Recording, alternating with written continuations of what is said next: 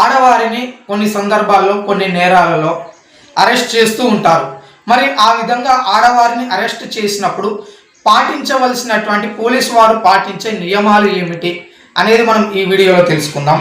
ఆడవారిని arrest చేసే విషయంలో కొన్ని ప్రత్యేక నియమాలు ఉంటాయి.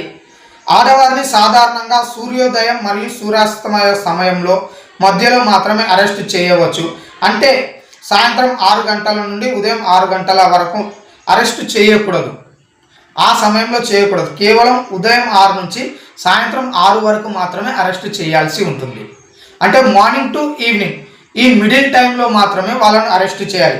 ఏదైనా అత్యవసర పరిస్థితి లేదా తీవ్రమైన నేరం ఉన్నప్పుడు మెజిస్ట్రేట్ గారి అనుమతితో సూర్యాస్తమయం తర్వాత లేదా సూర్యోదయానికి ముందు కూడా అరెస్ట్ చేసే అవకాశాలు, కొన్ని స్పెషల్ పర్మిషన్స్ తీసుకొని మెజిస్ట్రేట్ గారి ద్వారా అప్పుడు మాత్రమే వారిని పరిగణలోకి తీసుకునే అవకాశం ఉంటుంది.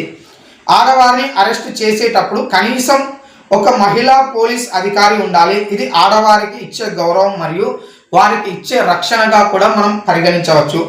సెక్షన్ 160 సబ్సెక్షన్ 1 ప్రకారం మహిళలను పోలీస్ స్టేషన్లో లేదా ముద్దాయి నివాస స్థలంలో మాత్రమే విచారణ చేయాలి. మరే ఇతర ప్రైవేట్ ప్రదేశానికి కూడా, ప్రైవేట్ ప్లేస్ కూడా తీసుకుపోకూడదు.